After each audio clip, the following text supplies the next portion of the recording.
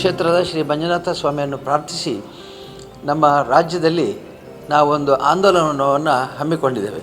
ಅದಂದರೆ ಧಾರ್ಮಿಕ ಕ್ಷೇತ್ರಗಳು ಮತ್ತು ವಿಶೇಷವಾಗಿ ಶ್ರದ್ಧಾ ಕೇಂದ್ರಗಳು ಶುಚಿಯಾಗಿರಬೇಕು. ಯಾವುದೇ ರೀತಿಯಲ್ಲಿ ಮಾಲಿನ್ಯ ಇರಬಾರ್ದು. ಅದು ಅಂತರಂಗ ಬಹಿರಂಗ ಮಾಲಿನ್ಯ ಎರಡೂ ಇರಬಾರ್ದು. ಅದಕ್ಕಾಗಿ ಒಂದು ಕ್ಷೇತ್ರಕ್ಕೆ ಅಥವಾ ದೇವಸ್ಥಾನಕ್ಕೆ ಹೋದರೆ ಅಲ್ಲಿ ಜನತೆಗೆ ಮನಸ್ಸು ಸುಖವಾಗಿರಬೇಕು, ನೆಮ್ಮದಿ ಇರಬೇಕು ಮತ್ತು ನಮಗೆ ಸ್ವಾಮಿ ಅನುಗ್ರಹ ಬೇಕು ಅನ್ನೋಂಥ ಭಾವನೆ ಬರಬೇಕು. ಹಾಗಾದರೆ ವಾತಾವರಣ ಭಾಳ ಶುದ್ಧವಾಗಿರಬೇಕು ಅಂಥೇಳಿ ಒಂದು ಪರಿಸರ ಶುದ್ಧ ಕೇಂದ್ರವನ್ನು ಪಾಲಿಸಿದ್ದೇವೆ.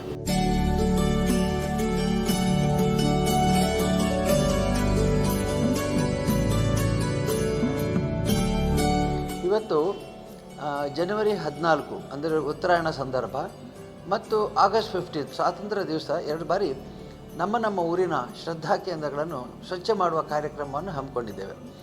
ಈ ಕಾರ್ಯಕ್ರಮದಲ್ಲಿ ನನಗೆ ಭಾಳ ಸಂತೋಷ ಏನು ಅಂತಂದರೆ 10,000ಕ್ಕೂ ಮಿಕ್ಕಿದ ಶ್ರದ್ಧಾ ಕೇಂದ್ರಗಳು ಒಂದು ವಾರದಲ್ಲಿ ಸ್ವಚ್ಛಗೊಳ್ತವೆ. ಹಾಗಾದರೆ ಇವತ್ತು ನಾನು ನಿಮಗೆಲ್ಲ ಕರೆ ಕೊಡ್ತಾ ಇದ್ದೇನೆ. ನೀವೆಲ್ಲರೂ ಕೂಡ ನಿಮ್ಮ ಊರಿನ ಶ್ರದ್ಧಾ ಕೇಂದ್ರ, ಅದು ಸಣ್ಣ ಗುಡಿ ಇರಲಿ ದೊಡ್ಡ ಗುಡಿ ಇರಲಿ ಅಥವಾ ಯಾವುದೇ ರೀತಿಯ ದೊಡ್ಡ ಸಣ್ಣ ಭೇದ ಇಲ್ಲದೆ ಎಲ್ಲ ಶ್ರದ್ಧಾ ಕೇಂದ್ರಗಳನ್ನು ಸ್ವಚ್ಛವಾಗಿರಿಸುವಂಥ ಪ್ರಯತ್ನ ಮಾಡಬೇಕಾಗಿದೆ.